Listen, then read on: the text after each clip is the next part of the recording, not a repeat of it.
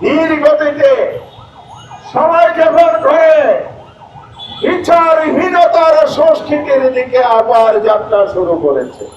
সে নির্বাচনেরও প্রতিশ্রুতি ছিল সংস্কার এবং বিচার। একই দিনে গণভোট হয়েছে। সেই গণভোটে 48টি সাংবিধানিক বিষয়ে সংস্কারের পক্ষে জনগণ রায় দিয়েছে। দুর্ভাগ্যজনক হলো সত্য, আমাদের যে প্রতিষ্ঠিত নির্বাচন, সুষ্ঠু নির্বাচনের কথা বলা হয়েছিল, জাতিকে স্বপ্ন দেখানো হয়েছিল, সেই স্বপ্ন পূরণ হয়নি। ইলেকশন ইঞ্জিনিয়ারিং এর মাধ্যমে বর্তমান বিএনপি ক্ষমতায় এসেছে।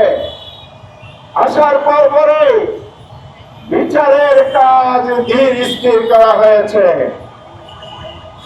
অন্তর্বর্তীকালীন সরকারের নিয়োগপ্রাপ্ত চিফ প্রসিকিউটর যেভাবে সাহসিকতার সাথে বিচার কার্যক্রম পরিচালনা করছিলেন, বিচার কাজে একটা অগ্রগতি হয়েছিল, সেটাকে ওনারা থামিয়ে দিয়েছেন। অনেকটা ধীর গতিতে সময়ক্ষেপণ করে বিচারহীনতার সংস্কৃতির দিকে আবার যাত্রা শুরু করেছে।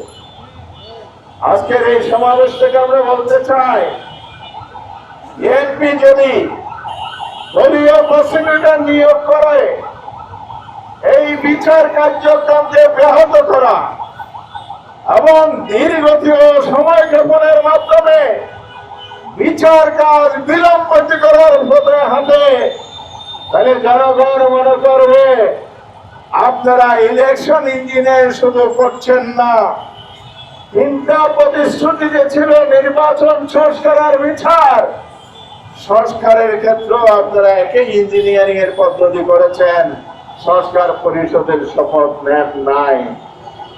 আর যদি দলীয় প্রসিকিউটর দিয়ে বিচার কার্যকে ব্যাহত করতে চান, এখানেও যদি কোনো অশুভ পরিকল্পনা থাকে, এর পরিণতি শুভ হবে না। কারণ এদেশের জনগণ আর সেই ফ্যাসিবাদের আমলে গুম খুন হত্যাকাণ্ডের বিচার না করে ক্ষমতায় টিকে থাকতে কাউকে দেবে না। সেই পথে যদি যান, তাহলে আমরা স্পষ্ট বলতে চাই, বর্তমান বিচার প্রক্রিয়ার মধ্যে যারা আছেন, বিশেষ করে দলীয় প্রসিকিউটর বৃন্দকে বলতে চাই, ছলে বলে কৌশলে যদি এই ব্যবস্থা চালান, জনতার আদালতে আপনাদের বিচার হবে, বিচারের কাঠগড়ায় আপনাদেরকে দাঁড়াতে হবে।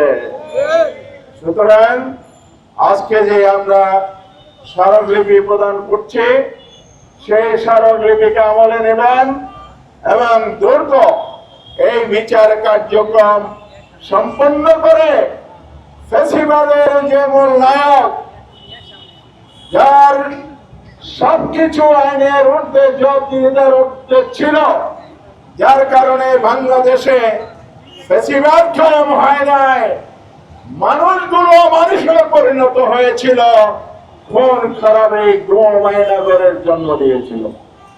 সেই জায়গা থেকে দেশকে ফিরিয়ে আনতে হবে। এই জন্য আজকে শহীদের